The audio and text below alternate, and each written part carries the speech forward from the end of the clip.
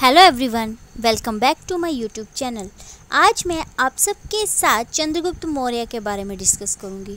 तो चंद्रगुप्त मौर्य के बारे में आप सब जानते होंगे कि मौर्य साम्राज्य के ये संस्थापक थे और भारत के बहुत अच्छे शासक ये माने जाते हैं जिन्होंने बहुत सालों तक शासन किया। चंद्रगुप्त मौर्य एक ऐसे शासक थे जो पूरे भारत को एकीकृत करने में सफल रहे थे, जिन्होंने अपने अकेले के दम पर पूरे भारत पर शासन किया। उनसे पहले पूरे देश में छोटे छोटे शासक हुआ करते थे जो यहाँ वहाँ अलग शासन चलाते थे। देश में एकजुटता नहीं थी। चंद्रगुप्त मौर्य ने अपना शासन कश्मीर से लेकर दक्षिण के डेक्कन तक, पूर्व के असम से पश्चिम के अफगानिस्तान तक फैलाया था। भारत देश के अलावा चंद्रगुप्त मौर्य आसपास के देशों में भी शासन किया करते थे। चंद्रगुप्त मौर्य जवानी से ही तेज बुद्धिमानी थे। उनमें सफल सच्चे शासक की पूरी गुणवत्ता थी जो चाणक्य ने पहचानी और उन्हें राजनीति व सामाजिक शिक्षा दी। अब हम चंद्रगुप्त मौर्य के शुरुआती जीवन के बारे में थोड़ा सा जानेंगे। तो चंद्रगुप्त मौर्य के परिवार की कहीं भी बहुत सही जानकारी नहीं मिलती है। कहा जाता है वे राजा नंदा व रानी मुरा के बेटे थे। कुछ लोग कहते हैं वे मौर्य शासक के परिवार के थे जो क्षत्रिय थे। कहते हैं चंद्रगुप्त मौर्य के दादा की 2 पत्नियां थीं। एक से उन्हें 9 बेटे थे जिन्हें नवनादास कहते थे। दूसरी पत्नी से उन्हें चंद्रगुप्त मौर्य के पिता बस थे जिन्हें नंदा कहा जाता था। नवनादास अपने सौतेले भाई से जलते थे, जिसके चलते वे नंदा को मारने की कोशिश करते थे। नंदा के चंद्रगुप्त मौर्य मिलाकर 100 पुत्र थे जिन्हें नवनादास मार डालते हैं। बस चंद्रगुप्त मौर्य किसी तरह बच जाते हैं और मगध के साम्राज्य में रहने लगते हैं। यहीं पर उनकी मुलाकात चाणक्य से हुई। इसके बाद से उनका जीवन बदल गया। चाणक्य ने उनके गुणों को पहचान लिया और तक्षशिला में उनको शिक्षा दी। चाणक्य ने चंद्रगुप्त मौर्य को अपने अनुसार सारी शिक्षा दी, उन्हें ज्ञानी, बुद्धिमानी, समझदार महापुरुष बनाया, उन्हें एक शासक के सारे गुण सिखाए। अब मैं चंद्रगुप्त मौर्य के बारे में थोड़ा सा डिस्कस करूंगी। चंद्रगुप्त मौर्य की पहली पत्नी दुर्धरा थी जिनसे उन्हें बिंदुसार नाम का बेटा हुआ। इसके अलावा दूसरी पत्नी का नाम हेलेना था जिनसे उन्हें जस्टिन नाम के पुत्र हुआ। कहते हैं चंद्रगुप्त मौर्य की दुश्मनों से रक्षा करने के लिए आचार्य चाणक्य उन्हें रोज खाने में थोड़ा थोड़ा जहर मिलाकर देते थे, जिससे उनके शरीर में प्रतिरोधक क्षमता आ जाए और उनके शत्रु उन्हें किसी तरह का जहर ना दे पाएं। लेकिन ऐसा होता था कि जब वो खाना खाते थे तो अपनी पत्नी के साथ, दुर्धरा के साथ भी खाना बांटते थे। लेकिन एक दिन उनके शत्रु ने वही जहर ज़्यादा मात्रा में उनके खाने में मिला दिया। उस समय उनकी पत्नी गर्भवती थी। दुर्धरा इसे सहन नहीं कर पाती है और मर जाती है। लेकिन चाणक्य समय पर पहुंचकर उनके बेटे को बचा लेते हैं। बिंदुसार को आज भी उनके बेटे अशोक के लिए याद किया जाता है जो एक महान राजा थे। अब मैं थोड़ा सा डिस्कस करूंगी कि कैसे मौर्य साम्राज्य की स्थापना हुई थी।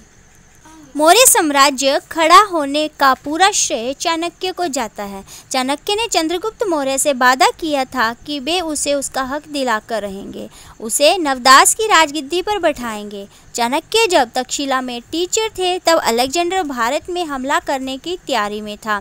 तब तक्षशिला के राजा व गंधार दोनों ने अलेक्जेंडर के सामने घुटने टेक दिए थे। चाणक्य ने देश के अलग अलग राजाओं से मदद मांगी। पंजाब के राजा पर्वतेश्वर ने अलेक्जेंडर को युद्ध के लिए ललकारा, परंतु पंजाब के राजा को हार का सामना करना पड़ा। जिसके बाद चाणक्य ने धनानंद नंदा साम्राज्य के शासक से मदद मांगी, लेकिन उन्होंने मना कर दिया। इस घटना के बाद चाणक्य ने तय किया कि वे एक अपना नया साम्राज्य खड़ा करेंगे जो अंग्रेजी हमलावरों से भारत की रक्षा करेंगे, जिनके लिए उन्होंने चंद्रगुप्त मौर्य को चुना। चाणक्य मौर्य साम्राज्य के प्रधानमंत्री कहे जाते हैं। अब मैं चंद्रगुप्त मौर्य की जीत के बारे में डिस्कस करूंगी। चंद्रगुप्त मौर्य ने अलेक्जेंडर को चाणक्य नीति के अनुसार चलकर ही हराया था। इसके बाद चंद्रगुप्त मौर्य एक ताकतवर शासक के रूप में सामने आ गए थे। उन्होंने इसके बाद अपने सबसे बड़े दुश्मन नंदा पर आक्रमण करने का निश्चय किया। उन्होंने हिमालय के राजा पर्वतका के साथ मिलकर धनानंदा पर आक्रमण किया और 321 बीसी में कुसुमपुर में ये लड़ाई हुई जो कई दिनों तक चली और अंत में चंद्रगुप्त मौर्य को विजय की प्राप्ति हुई और उत्तर का ये सबसे मजबूत मौर्य साम्राज्य बन गया। इसके बाद चंद्रगुप्त मौर्य ने उत्तर से दक्षिण की ओर अपना रुख किया और बंगाल की खाड़ी से अरब सागर तक राज्य फैलाने में लगे रहे। विंध्य को डेक्कन से जोड़ने का सपना चंद्रगुप्त मौर्य ने सच कर दिखाया। दक्षिण का अधिकतर भाग मौर्य साम्राज्य के अंतर्गत आ गया। 305 बीसीई में चंद्रगुप्त मौर्य ने पूर्वी पर्शिया में अपना साम्राज्य फैलाना चाहा। उस समय वहाँ सेल्यूकस निकेटर का राज्य था जो सेल्यूकस एम्पायर का संस्थापक था। वह अलेक्जेंडर का जनरल भी रह चुका था। पूर्वी पर्शिया का बहुत सा भाग चंद्रगुप्त मौर्य जीत चुके थे। वे शांति से इस युद्ध का अंत करना चाहते थे। अंत में उन्होंने वहाँ के राजा से समझौता कर लिया और चंद्रगुप्त मौर्य के हाथों में सारा साम्राज्य आ गया। इसी के साथ निकेटर ने अपनी बेटी की शादी भी चंद्रगुप्त मौर्य से कर दी। इसके बदले में इसे 500 हाथियों की विशाल सेना भी मिली जिसे वे आगे अपने युद्ध में उपयोग करते थे। चंद्रगुप्त मौर्य ने चारों तरफ मौर्य साम्राज्य खड़ा कर दिया था। वह कलिंगा और तमिल इस साम्राज्य का इस हिस्सा नहीं बना पाए थे। इन हिस्सों को बाद में उनके पोते अशोका ने अपने साम्राज्य में जोड़ लिया था। अब मैं चंद्रगुप्त मौर्य के आखिरी दिनों के बारे में थोड़ा सा डिस्कस करूंगी। तो चंद्रगुप्त मौर्य जब 50 साल के थे तब उनका झुकाव जैन धर्म की तरफ हुआ। उनके गुरु भी जैन धर्म के थे जिनका नाम भद्रबाहु था। 298 बीसीई में उन्होंने अपना साम्राज्य बेटे बिंदुसार को देकर कर्नाटका चले गए जहां उन्होंने 5 हफ्तों तक बिना खाए पिए ध्यान किया जिसे संथारा कहते हैं। ये तब तक करते हैं जब तक आप मर ना जाओ। यही चंद्रगुप्त मौर्य ने अपने प्राण त्याग दिए।